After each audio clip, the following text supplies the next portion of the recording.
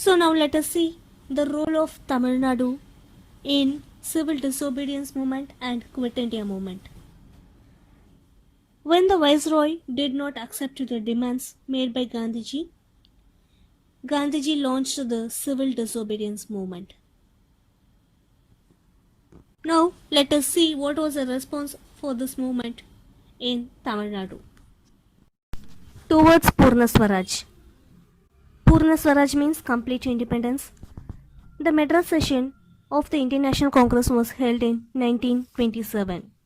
In this session, they declared Purna Swaraj as their goal. In 1929, Lahore session was held by the Indian National Congress. Here also, Purna Swaraj was adopted as the goal, and they decided to achieve complete independence on 26th January 1930. Jawaharlal Nehru, on 26th January 1930, he hoisted the national flag on the banks of River Ravi, and thus he declared the independent India. Salt March to Vedaranyam. In order to abolish the salt tax, Gandhiji organized the Salt Satyagraha March from a Sabarmati ashram to Dandi. In similar way, in Tamil Nadu, C. Rajaji organized and led a Salt Satyagraha March to Vedaranyam. The other prominent leaders who participated in this march are T.S.S. Rajan, Rukmani Lakshmipati, Sardar Vedaratnam, C. Swaminathan and K. Santanam. The march started from Tirupalli on 13th April 1930 and they reached Vedaranyam in Tanjavur district on 28th April. A special song was composed for the march by Namakkal V. Ramalinganar with the lines, "A war is ahead, sans sword, sans bloodshed, join this march." In Tamil it is sung as "Kathi intri Rathamintri Yutham Ondru Varugade." The police attacked the people who participated in the march. Despite of the attack, they reached Vedaranyam.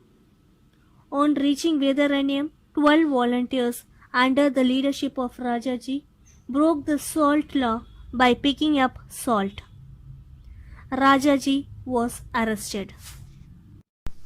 Widespread agitations in Tamil districts. Agitation means the arousing of public concern about an issue.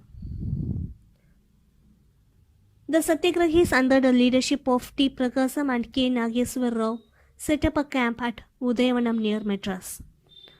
However, the police arrested them. This led to a hartal in Madras. Hartal means closing of shops and offices in order to protest. There was a clash between the police and the Satyagrahis in Tiruvallikeni. It lasted for 3 hours and it took place on 27th April 1930. In this clash, 3 people were dead. Volunteers who attempted to offer salt satyagraha in Rameshwaram were arrested. The mill workers refused to work and women also participated enthusiastically. Rukmani Lakshmipati was the first woman to pay penalty for violation of the salt laws.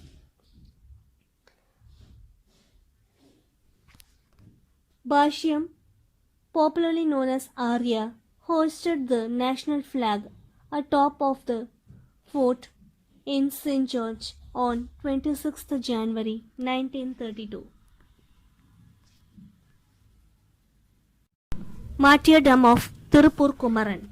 Martyr means one who voluntarily suffers death for refusing to accept the British rule. In Tamil, martyr means Tyagi and martyrdom means Tyagam. Now let us look at the martyrdom of Tirupur Kumaran. On 11th January 1932, a procession was held at Tirupur. In this procession, people were carrying the national flags and they were singing patriotic songs. On seeing this, the police brutally attacked the participants. Tirupur Kumaran was one of the participants. That is, OKSR Kumaraswamy is also called as Tirupur Kumaran. He was one of the participants. Due to severe attack by the police, he fell dead holding the national flag aloft. Aloft means up in the air. Even though he was attacked severely and he was dead, he did not leave the national flag to fall down. So he is hailed as Kodikatha Kumaran. First Congress Ministry. In the election held in 1937, the Congress won victoriously. Rajaji formed the first Congress Ministry. He introduced prohibition on an experimental basis in Salem. That is, he prohibited the sales of liquors. So, in order to compensate the economic crisis, that is the revenue, he introduced the sales tax. During the Second World War, the British involved the Indian Army to participate in the Second World War without consulting the Congress ministries. So therefore, the Congress ministries resigned from their post. Anti-Hindi agitation. Rajaji introduced Hindi as a compulsory subject in schools. People in Tamilnadu were severely against this. EVR led a massive campaign against this. He organized an anti-Hindi conference at Salem. The Scheduled Caste Federation and Muslim League supported this anti-Hindi agitation. A rally was organized from Tiruchirappalli to Madras. More than 1,200 protesters, including EVR, were arrested.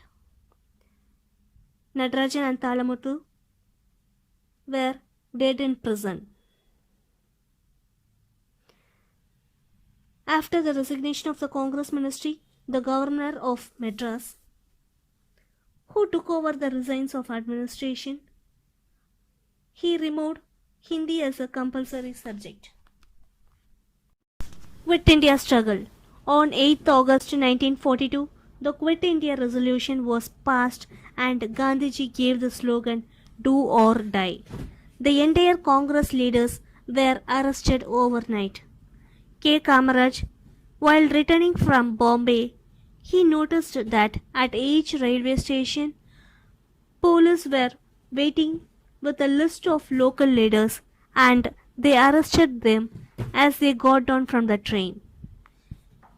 Kamaraj got down from the train in Arakonam station itself. He then worked underground and organized people during the Quit India movement. Undying mass movement. All sections of the society participated in the movement.